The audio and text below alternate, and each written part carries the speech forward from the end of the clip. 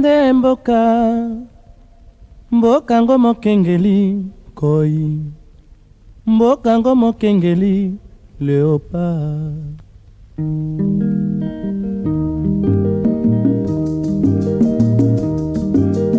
mikolo tosekanaki na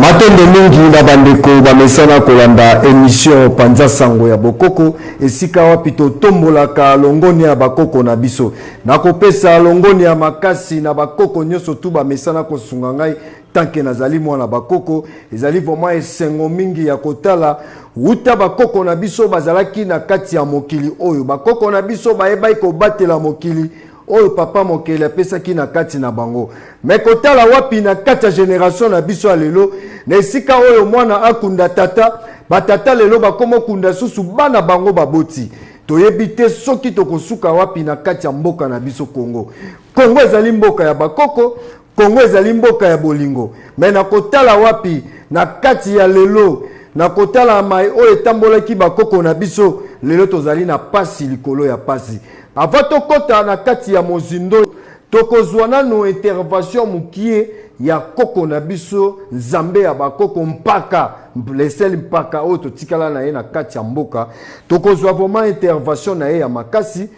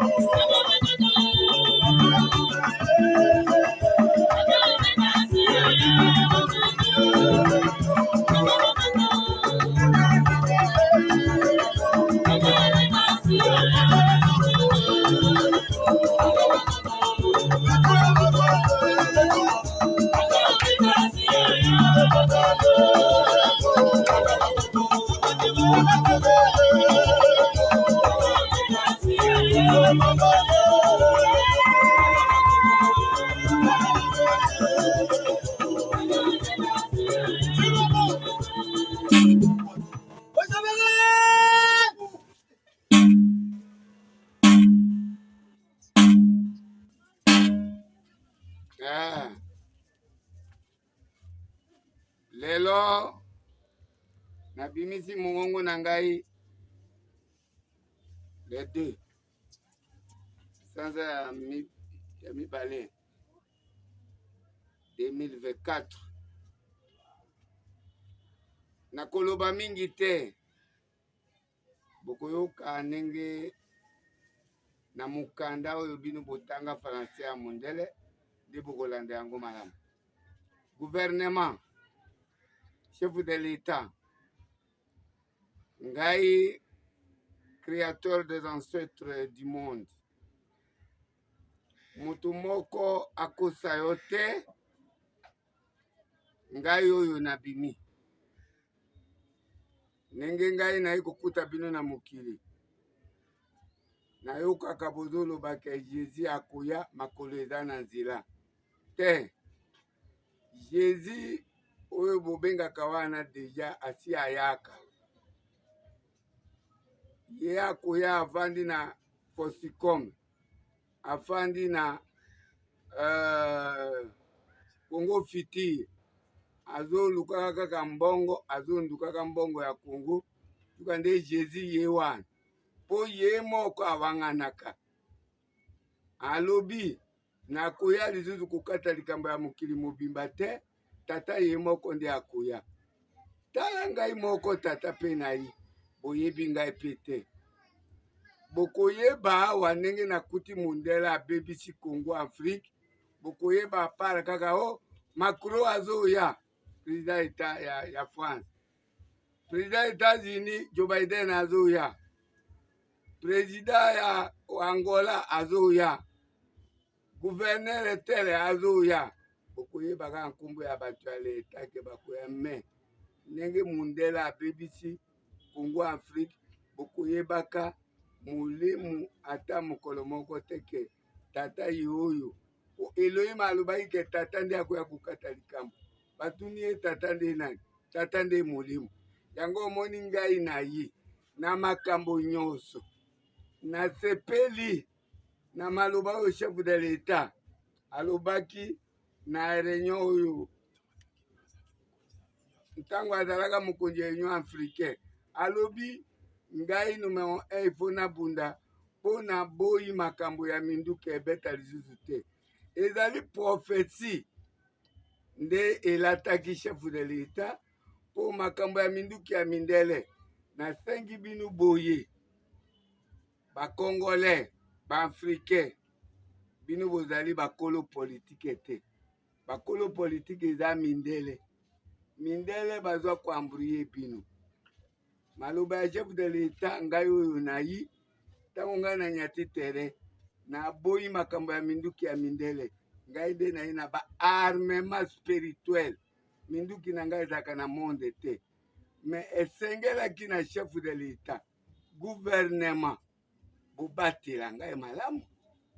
Soko ke ngai nazongi na monde invisible bukwara te na mabele mokili mobimba. Yango na signalé chef de l'État gouvernement pour na oki président Mbosso azoloba ke non, il faut babongama bakongolais babongama pona babunda na Rwanda. Non, ozotinda bakongolais babunda na Rwanda na minduki ya mindele. Ngai oyo mutu nasimbi armement monde entier. Yango na signalé bino ke boyeba ke deja bozali entouré. Bitumba nyonso ezoleka ya mindele wana ezali bitumba ya mindele te. Amba bazwa paradis Congo etika nzamba avandi. Il faut balekiza bambeka ndi omoni bazobunda, bazobuma ba mindele, bazobuma nebele. Soko bino botali ngai malamu bakoselaka memba na bitumba ya République Centrafricaine. Tango bakoseli memba bomonaki bato bakotaki ke ba réfugié wana ezalaki ba fidèle bakoti na no ubani. Boyi kotala lisusu o Rwanda azwi ba réfugié ya ba Afghanistan, ya Ukraine, ya Angleterre, bango wana baisu na Rwanda. Oyoki lisusu pe président ya Israël alobi lisusu azwa ba réfugié oyo ya Palestine na Kinshasa.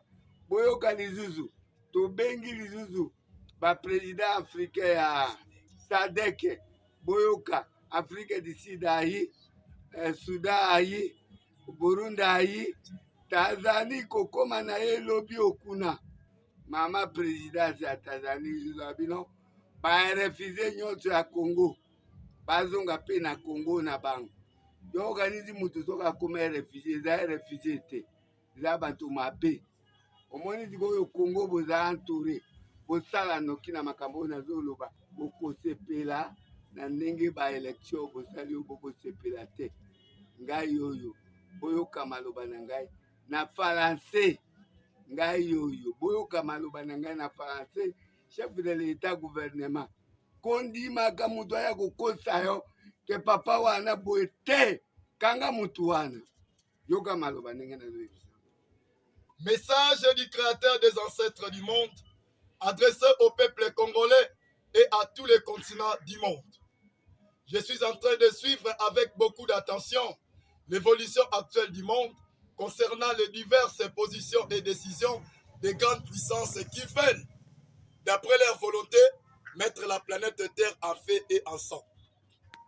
À cet effet, moi, Ometa Omala Kibangu Lumumba, en tant que créateur des ancêtres du monde, père spirituel noir, je rappelle pour une nouvelle fois le peuple congolais en particulier et africain en général que ces grandes puissances des trois coins du monde se préparent déjà pour affronter la Troisième Guerre mondiale, à l'instar de l'Allemagne qui veut déclarer la guerre contre la Russie et Israël qui est déjà en combat contre les Palestines et sans oublier d'abord l'évasion russe contre l'Ukraine. Le Yémen, à son tour, commence à bloquer les couloirs de passage de navires américains et britanniques sur le long de la mer Rouge. Et ensuite, c'est les États-Unis et les Grande-Bretagne qui font appel à 27 pays de l'Europe pour saccager le Yémen. Voilà le commencement d'une situation désastreuse. Les créateurs des ancêtres du monde dénoncent qu'au regard de tous ces astuces, l'air des tensions nuisibles et l'air cible restent les provocations du génocide dans l'air PC. L'épreuve est en eux qu'Israël s'arrange clandestinement à envoyer ces migrants juifs en République démocratique du Congo. Pour rafraîchir encore votre mémoire, le monde entier a une superficie de 510 millions de kilomètres carrés, car il calcule la RDC à une distance de 9400 km à raison de leur armement à longue portée.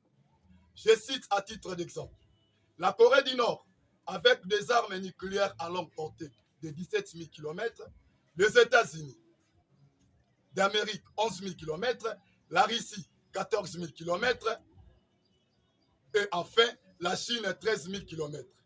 Vous devez savoir que d'après leur plan diabolique, avant de récupérer le continent africain, ils doivent probablement occuper la République démocratique du Congo, qui est le bassin de l'Afrique centrale. Et ils ont préconisé que cette troisième guerre mondiale doit nécessairement débuter au Congo, car certains scientifiques et chercheurs continuent déjà à confirmer cette hypothèse. Moi, créateur des ancêtres du monde, je déclare à la face du monde entier que mes armements spirituels sont encore beaucoup plus sophistiqués et de longue portée de 510 millions de kilomètres carrés qui couvrent la totalité de la planète Terre.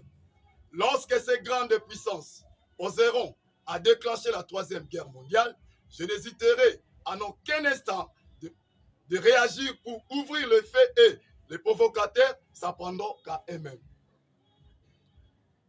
Pour vous prouver que réellement ma présence physique est sur cette terre, vous constatez sans doute le bouleversement des catastrophes naturelles, réchauffement climatique, des tremblements de terre, ouragans, des foudres à feu, incendies, pluies, inondations, épidémies et pandémies, coupures cellulaires. Tous ces phénomènes sont des armements purement naturels et spirituels que je détiens seul. Pour ce, je mérite d'être bien encadré et soutenu par le gouvernement congolais et d'autres dirigeants africains qui devront mettre à leur tête qu'ils ont un homme spirituel très puissant qui a des armements que toutes les grandes puissances du monde entier n'en possèdent pas. Compte tenu de tous ces précède, je demande aux dirigeants congolais et surtout le chef de l'État de m'approcher pour qu'une solution durable soit donnée. Au cas contraire, si je rentre dans le monde invisible, vous serez encore difficile de vivre dans ce monde. Fait à Mbandaka le 2 février 2024, signé le créateur des ancêtres du monde, Père spirituel noir. Je vous remercie.